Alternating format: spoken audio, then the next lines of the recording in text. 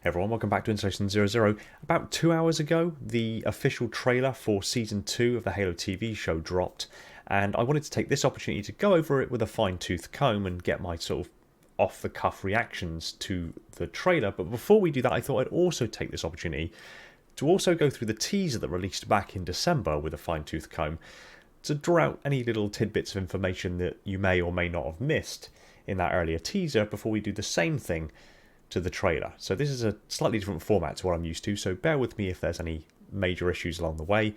But let's get into actually having a look at the teaser first, then the trailer. Roll the intro.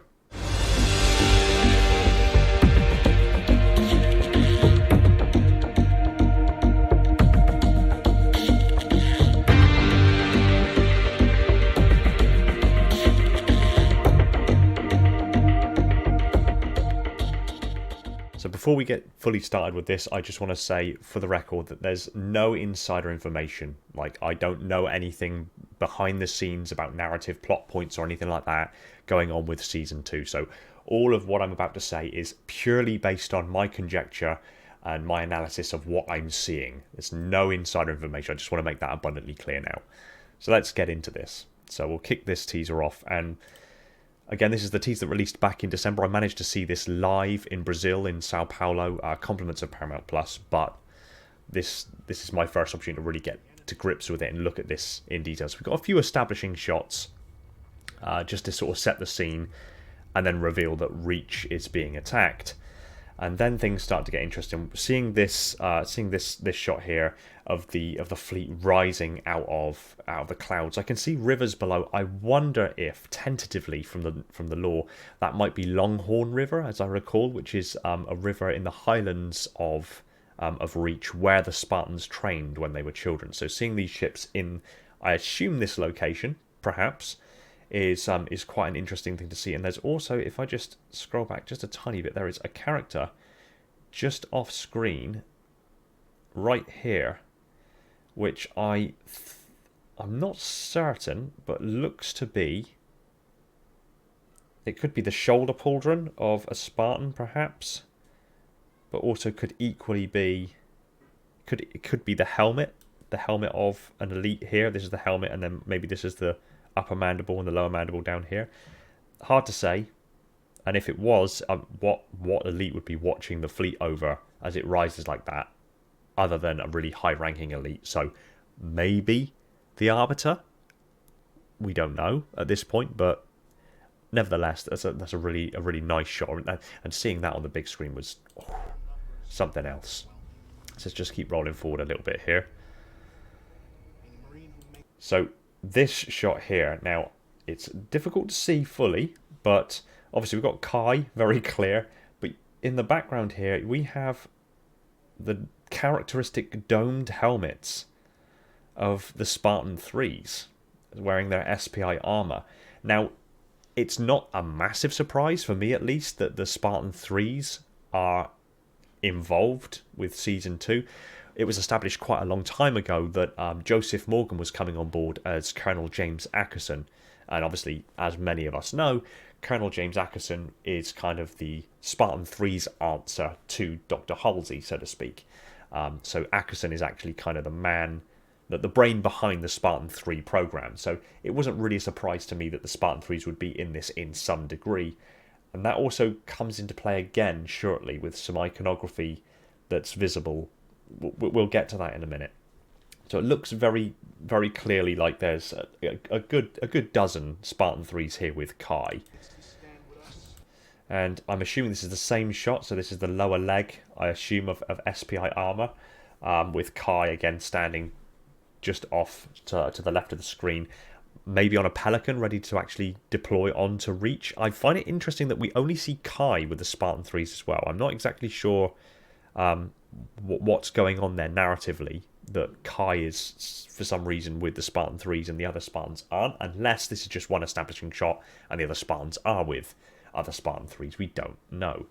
It's nevertheless, while we're on the subject, I do find it interesting that Kai is on her own here. Now, that we know that Season 2 is aiming towards well, the fall of Reach, and then maybe we'll end with departing Reach on the Pillar of Autumn and arriving at the Halo. Now, when Chief arrives at the Halo on the Pillar of Autumn, he is thought to be the last Spartan. There's one Spartan on board with him, which is... Was it Kelly or Linda? Might have been Linda, actually. She's flatlined. He put her into a cryopod. She's flatlined. She's clinically dead. So he was believed at this point to be the only remaining Spartan. So we know, really, if it's going to follow even loosely the plot of the games, Silver Team have got to kind of break up, so to speak, or Silver Team have got to, go in their own directions. This shot, I just want to establish as well clearly. I've looked at comparison pictures. This is pretty much definitely McKee. Now, I find that curious because we know that in Season 1, McKee was killed, as far as we're aware. She was shot by Kai. She disconnected, so to speak, from the artifact, and the knock-on effect was she died. How she is back in Season 2, not a clue. No idea whatsoever, but it'll be interesting to see where that's going, narratively speaking. Moving on to the next shots here. So seeing glassing actually happening. I can't overstate what this looked like on the big screen. Seeing glassing beams decimate the surface of Reach on a huge, like, cinema level screen, like a Titantron. Something else. And again, what they've done here is just absolutely and utterly phenomenal. Like the actual breaking down of the surface of Reach, and it very rapidly turning from rock to lava is just beautiful. This one, now, people who follow me on Twitter will know I've already grabbed this. So this is a shot of Chief, I assume on a Pelican, because as the scene progresses, and I'll just quickly roll it forward a little bit. You see, it looks like it's like a door is closing, and it looks like roughly the hatch shape of a Pelican. But we'll just come back here again. So we'll come to here. There are, to my eye, 5 clear and distinct figures stood in Chief's visor here.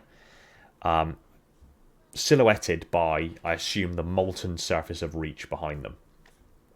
Now, one of them does look a little larger, a little bigger, a little tankier than the others.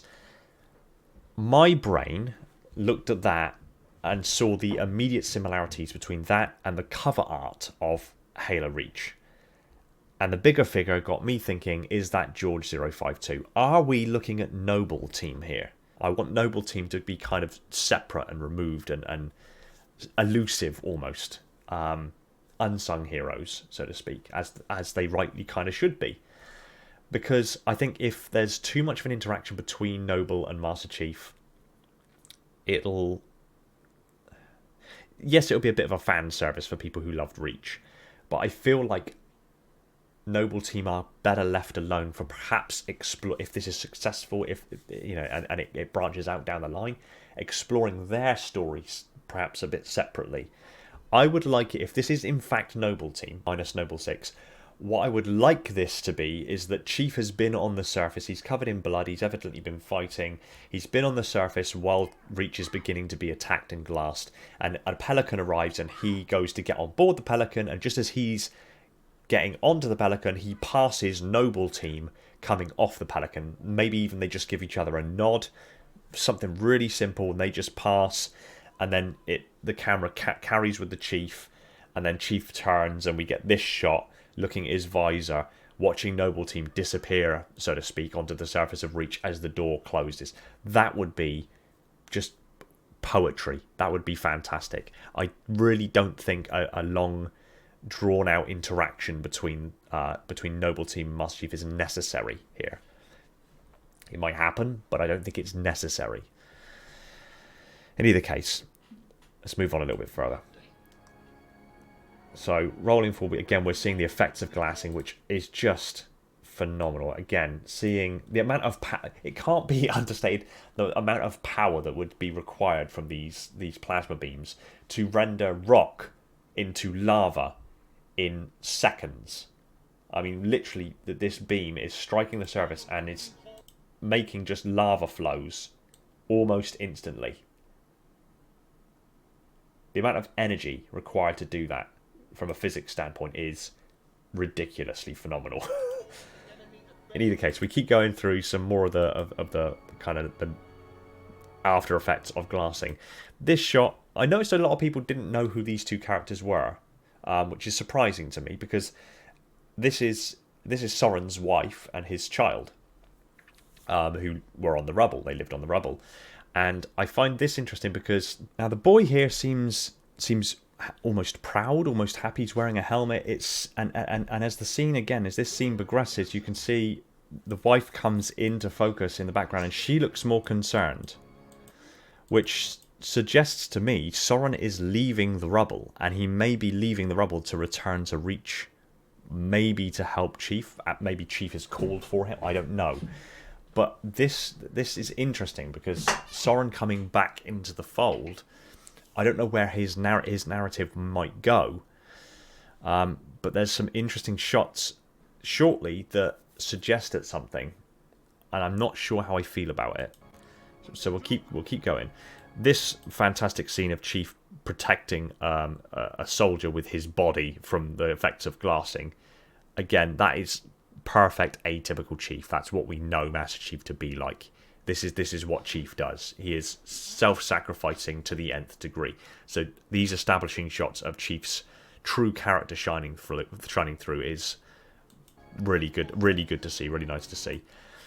This is interesting. Obviously, Halsey's somewhat back in the picture. I know she was kind of on the run at the end of season 1. She's somewhat back in the picture to some degree, and the reason why I say that is because here she's around what looks to be, she's near a fire. She's around what looks to be a funeral pyre. She's covered in ash. We don't know whose funeral pyre that is. If it is a funeral pyre, we don't know fully. But again, as we progress past this scene, we see Chief here lit by fire and seemingly surrounded by ash. And again, he's not in armor here. This suggests that Chief is in the same location as Halsey. Now, if both Chief and Halsey are in the same location at a funeral pyre, no less, I wonder if that's the funeral pyre of a member of Silver Team. I don't know. Chief seems more distressed here than Halsey does.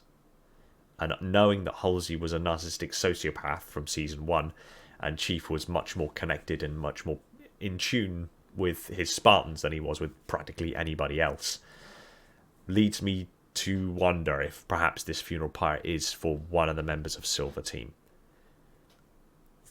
Again, completely conjecture. I have no idea for certain if that's the case. This is just based on what I'm seeing. It may be that they've picked these scenes and they just coincide. He could be in a completely different location on Reach altogether. He could be... all of Reach is on fire right now.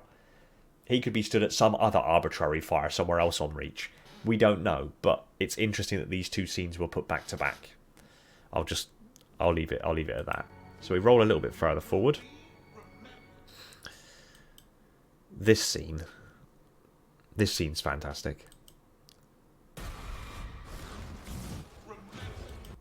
Seeing the elite just cleave through the Marines in the darkness there, and seeing the devastation that the energy sword can cause is just... We know from season 1 they really nailed the more violent aspects of the effects of plasma weaponry on the human body. It was much more gory. It was much more blood, much more body damage from plasma weapons than we see in the games. This is just another one of those examples, and it was awesome to see in big screen. So let's roll a little bit further. I have no idea who this is. No idea whatsoever, so we'll just roll past that. Chief jumping here to, I assume, the surface of Reach. It's certainly a different colour than I'm used to seeing Reach. But that suggests that maybe he's had something of an armour upgrade, perhaps. I don't know. This is interesting. So I can't tell fully. I can't tell fully. I'm pretty sure the one in the orange spacesuit isn't Chief, but we do have Soren here in a spacesuit. And as this progresses, we can see in the background that they are actually in space, and there are what look to be bodies, perhaps floating through space. I wonder, is Soren on the UNSC circumference? And if he is on the circumference, that suggests that he's there as per the Cole Protocol to destroy nav database to make sure the Covenant can't find Earth. I don't know specifically, but I just find it interesting that this does seem to be in the same locale as Reach. The fact that there are people floating in space as well does suggest that that's the case, because if it was the rubble, there wouldn't just be bodies floating around in space, would there? Unless something's happened at the rubble as well. Some concerning looks from Kai and Chief, absolutely bodying some elites. Riz not wearing armor and just going at it with a couple of pistols is interesting, and it's something that when we look at the trailer in a minute, it's interesting that she seems to be, more than anyone else, she seems to be spending a lot of time out of armor, and I wonder if that's something to do with her injury from Season 1. We'll have a look in a minute. Tell me that doesn't look like the Arbiter. Is that the Arbiter? Again, I'm in two minds about this, because obviously Chief and the Arbiter actually never met face-to-face in the games until Halo 2, when they were both captured by the Gravemind. They never met face-to-face. They knew of each other. The Arbiter knew of Chief. I don't think Chief knew as much about the Arbiter. But they knew of each other, so to speak. I wonder if this is if they are bringing the Arbiter into the fold a little earlier. I wonder that might actually be quite a good idea, because bringing him in earlier, maybe having him combat Chief face to face on the surface of Reach, would establish a bit more of a character development, and a bit more of a, not a rapport, but a relationship, so to speak, and a knowledge of each other, an intimate knowledge of each other. From a battle perspective, from a face-to-face enemy perspective of each other. It builds tension, and like I say, adds to the character development that could then be paid off and benefited in a future season. The idea of having them actually come in contact with each other and fight each other on the surface of Reach, and then obviously the Arbiter to pursue the Pillar of Autumn to the Halo, and then to know full well what Chief is up to while he's on the Halo, and then eventually, assuming it all goes in line with what we're familiar with, Chief destroying the Halo, that being the failure of the Arbiter being punished for it, that whole narrative then paying off with them finally coming face to face with each other and being forced to cooperate with each other later down the line would be that much more of a payoff, knowing the history that they'd have face to face with each other. I think that's quite a wise decision if they choose to go that route. Again, this might not be the Arbiter, this might be just an interestingly designed elite, I don't know. But if that is the case, I'm all for it. Rolling a little further forward, we got the Condor taking off. Ackerson here, played by Joseph Morgan, reaching out and literally on the last frame of that shot there, he's just about made contact with the artifact there. As we know from Season 1, when Chief was even close to the artifact, it started to light up underneath his palm. So for Ackerson to be in physical contact with it and nothing to be happening, we can establish Ackerson is most definitely not a Reclaimer. I think again they are trying to keep this whole idea of the Blessed Ones or the Reclaimers a very rare trait, as opposed to much more pronounced as it is in current 343 Industries lore. And of course, in Bungie era, every human was a Reclaimer. So we'll get to that. I love the tactical shot of Silver Team all together. This may be one of the earlier shots of Silver Team together. Again, we know that narratively, eventually, Chief has to be separated from the other teams. He has to, so to speak, be the last Spartan. So I'm wondering if this is earlier on in the season, and this is when Silver Team is still a cohesive unit. maybe around the mid range, middle of the season, because obviously Riz is also present here wearing her armor, and it looks like they've had a lot of establishing shots with Riz out of armor, maybe because of her injuries from season 1. So giving her time to heal and being able to put the armor back on, this may be sort of one of the last times that we see Silver Team as a cohesive unit. Maybe. that should be the subtitle of this entire thing. ... maybe. That isn't Cortana. I'm not saying that isn't Cortana because they designed it differently, and that most definitely cannot be Cortana. You know, they've messed up the design, blah blah blah. I'm not saying that isn't Cortana in that regard. I'm saying that isn't Cortana because I think that's Kalmia. I think that's Cortana's older sister. And of course, you've also got to bear in mind that there are loads of different AIs, loads of different human AIs across human-controlled space.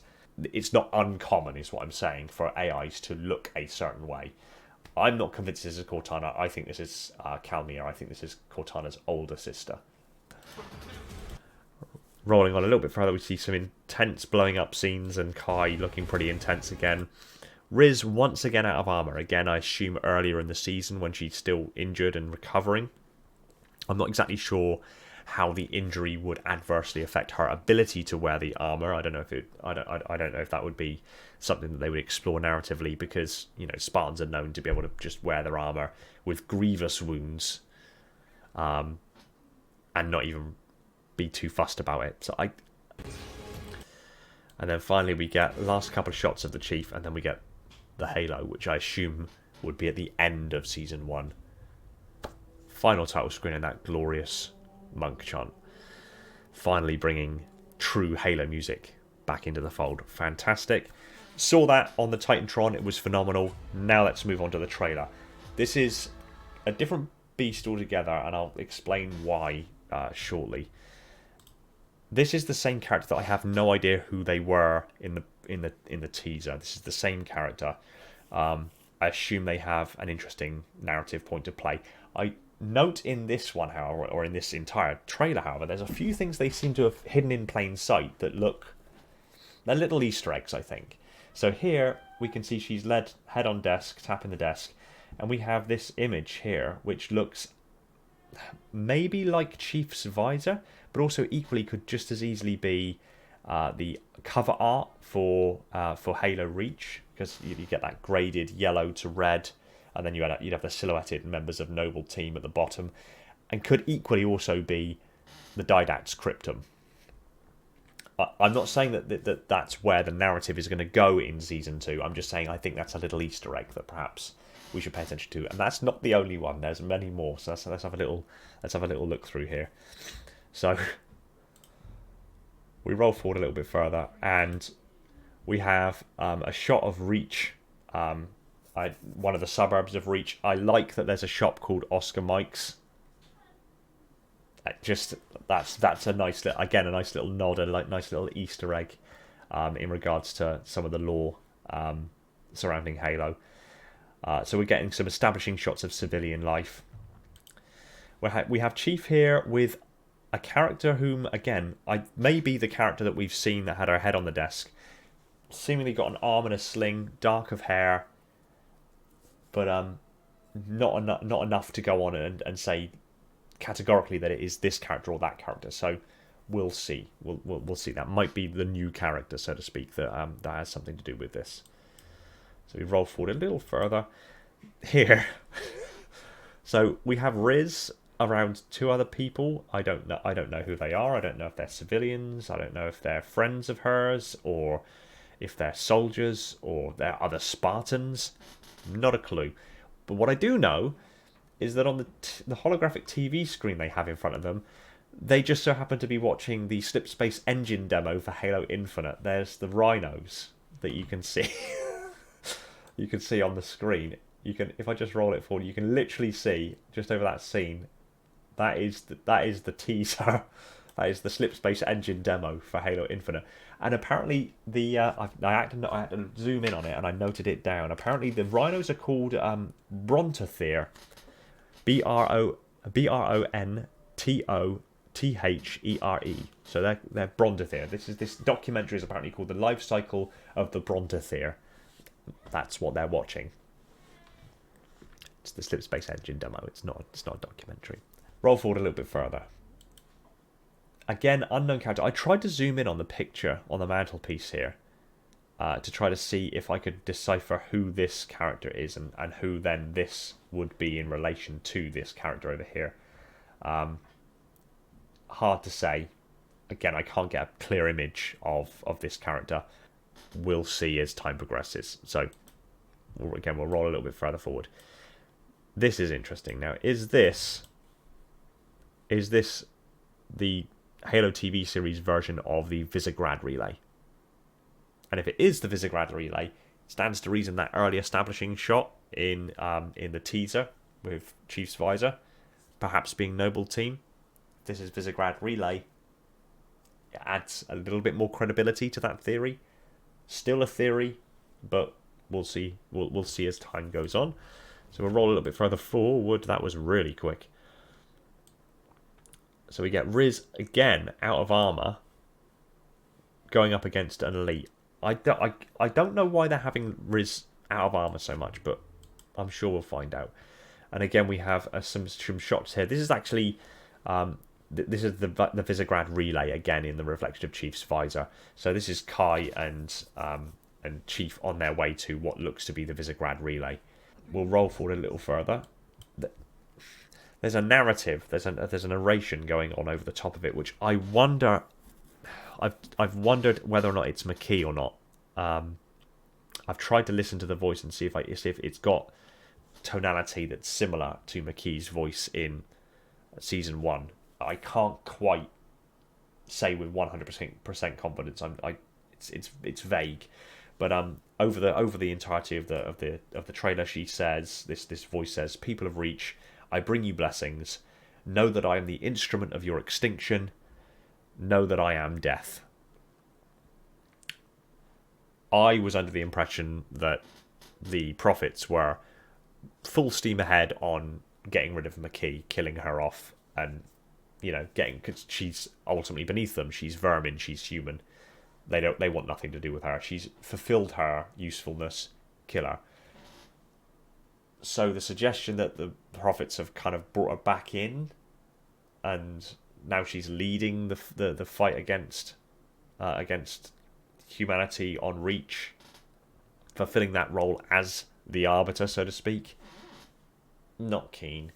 If that is what's happened, I'm not keen on that. So Riz's injuries here, there's a few things to establish. So she's got obviously some serious scars and stuff, and still healing injuries on her arm, but also she's crying here, that she's at least letting out a tear, which suggests, because the hormone regulated chips seemingly numb Spartans to everything, including even flavors, like they can't even taste food.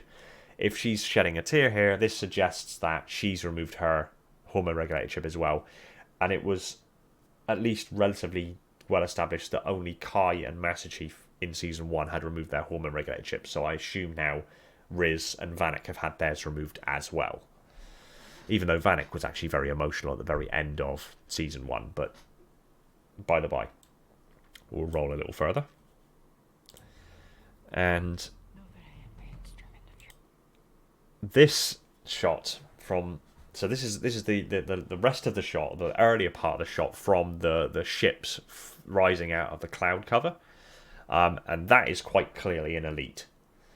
I don't know whether that's the Arbiter or just a commanding elite or what, but we can see as this, again, the scene develops, you can see the bulges established in the cloud cover showing that the ships are rising through. So this is the same shot.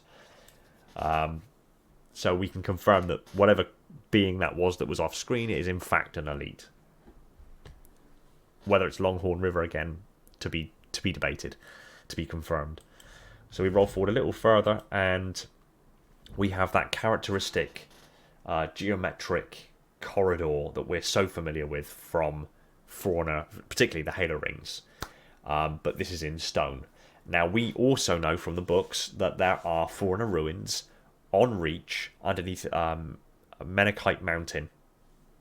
And I assume Halsey, just as she did in the book, went looking for foreigner artifacts and found the cave system under Menakite Mountain. This may be exactly what's happening here.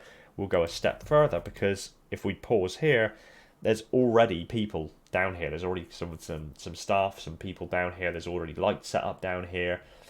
She's leading this character seemingly down to this location, and in the dark you can see there appears to be a stone circle very similar to the ones we see in Halo Infinite. So that she's evidently found the foreigner ruins and artifacts underneath Menakite Mountain, or under the surface of Reach.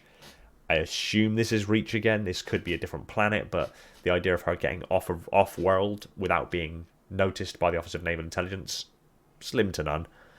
So she's probably still on Reach. Unless the Office of Naval Intelligence in the Halo series is completely and utterly useless. And we all know really from the lore that they are the all-seeing eye. So they shouldn't be completely useless. Saying that, Halsey did body Admiral Margaret Parangosky into the Cortana program in Season 1, and that would never have happened because, well, it's Parangosky. She would have arranged to have you cut into inch-large cubes and buried in a shallow grave in the middle of a forest. So, yeah. Moving on.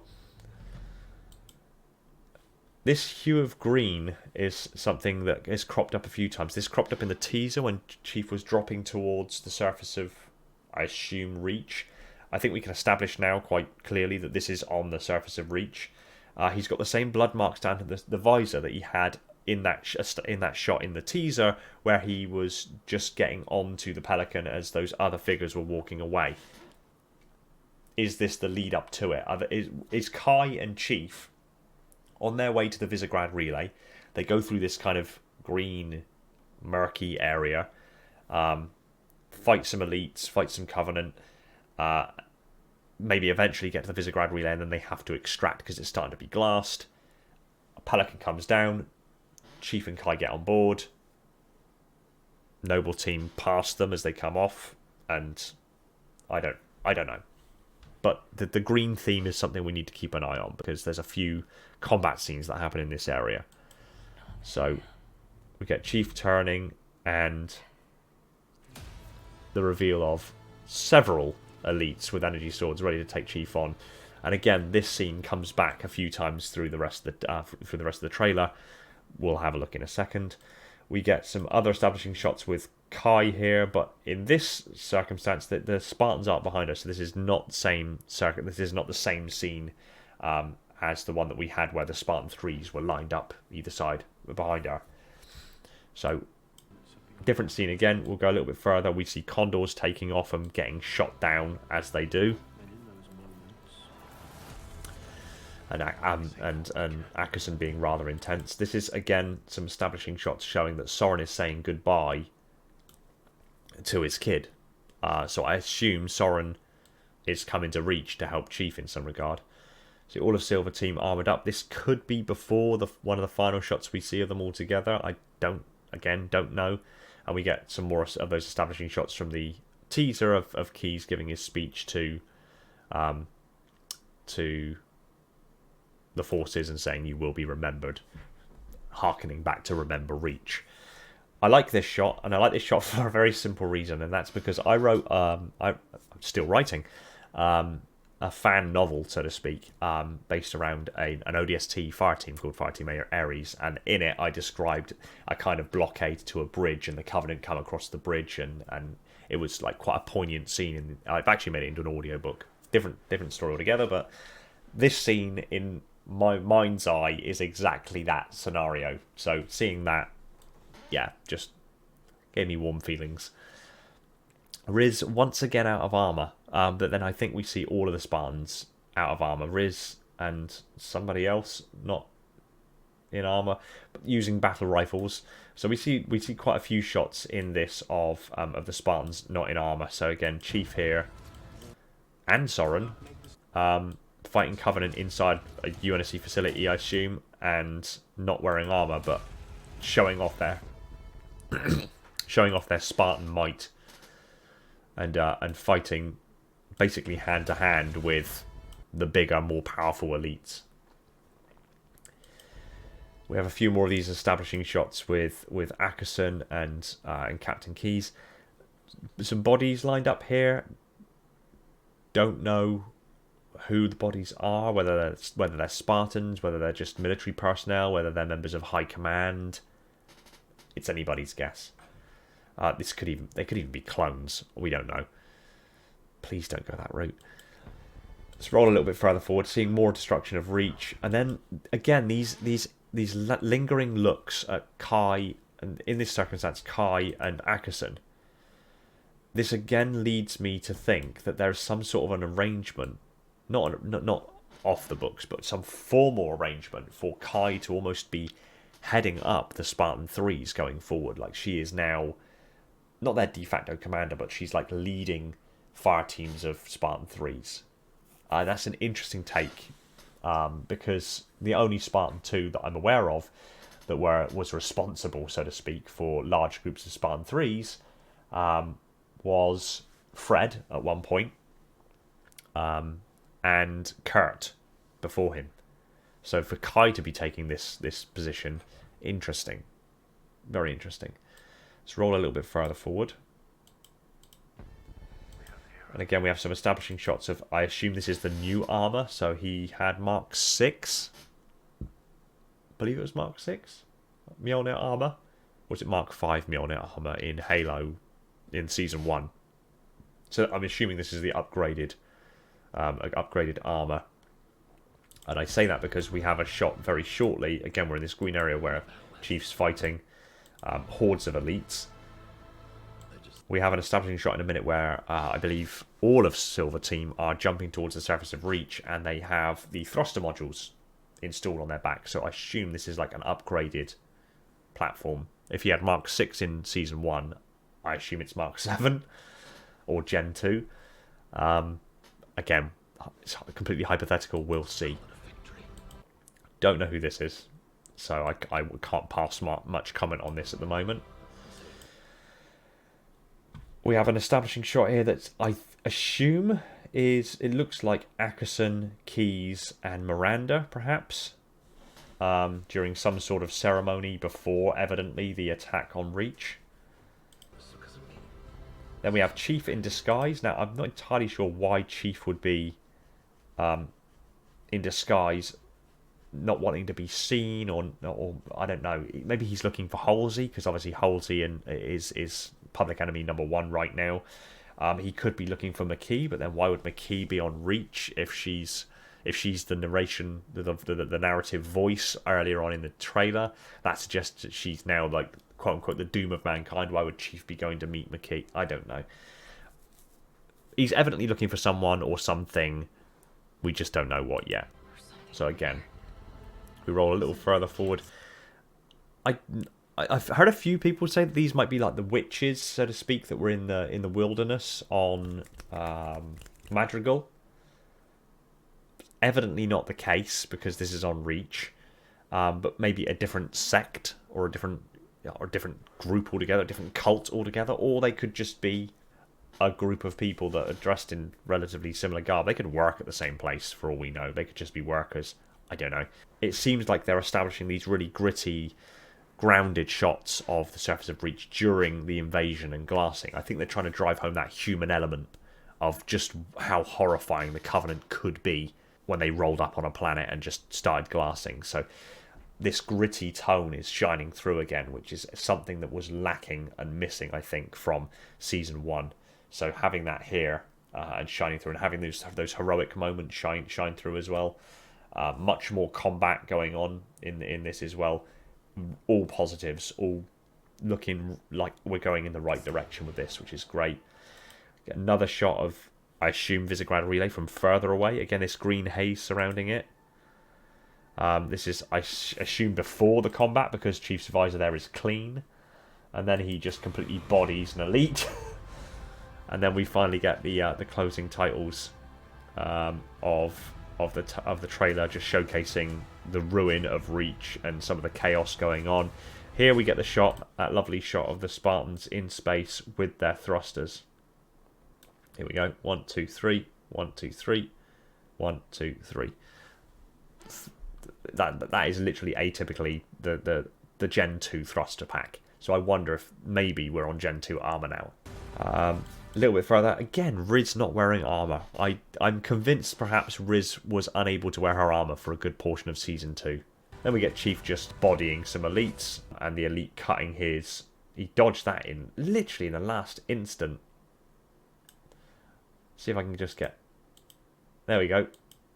Literally the last instant he dodged the shot, and then dodged the swing of the sword, then shot the elite in the side of the face. And here he's going up against another elite, which may or may not be the Arbiter. I don't know. It's similar armor style to what we thought was the Arbiter. There we go. 1, 2. There we go. Energy sword cleaving the assault rifle in half. So I don't exactly know what would happen following that scene, considering that now Chief is unarmed. And then we get the final title card.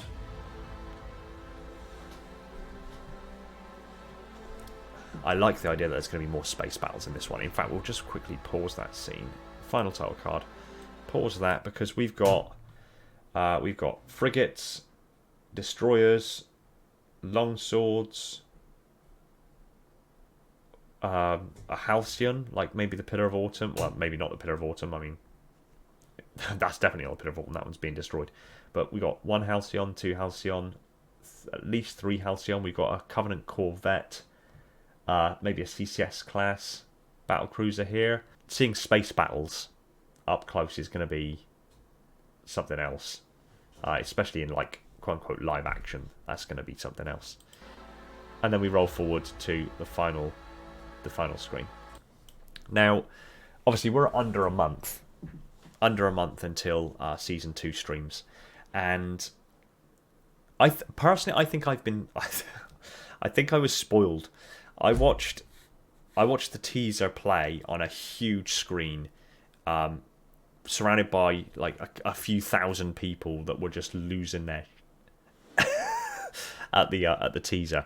So the hype there was just like immense, and having the huge screen, the massive sound system, and experiencing the teaser like that, completely like off the cuff, and not knowing that it was coming, was just unreal. The trailer has now dropped, and it's good. I love that there's these little teasers, and there's these little Easter eggs seemingly threaded throughout it. And I love the potential that we're seeing for Season 2 to be just that much more this time around. And even the comments. I mean, this video, like I said, only went live maybe pushing 3 hours ago now. And the comments on that video, it's already got over 200,000 views, and the comments on it are resoundingly very positive. And of course, I've been a big advocate for the TV show thus far. Season 1, I liked. There were some things that didn't make a lot of sense, there were things I didn't like, but on the whole, I was really quite taken with Season 1. I was quite happy with it. Season 2's teaser, I was so hyped, it's unbelievable. The trailer left me wanting a little bit, and I don't know why. I can't quite put my finger on it. I can't quite tell you why I'm feeling that way. But I watched it expecting to be blown away in the same way that I was when I watched the teaser. And I think, like I said, I've been spoiled. I saw the teaser on the big screen. I watched the trailer in my office at home. And maybe the difference of the vast differences of those two experiences has maybe jaded my reaction to this somewhat. And because it was such a big thing for the teaser, and then I watched the trailer and it's just more intimate. It's me at home. It's, you know, nothing really going on. I don't know if that's a contributing factor as to my response to it. It still looks good. I still like what I'm seeing. I still like the narratives that are being pushed. There's a few things I hope that they're not going in that direction. Again, all this is speculation. But there's just something. And again, I can't put my finger on it. I can't tell you what it is or why.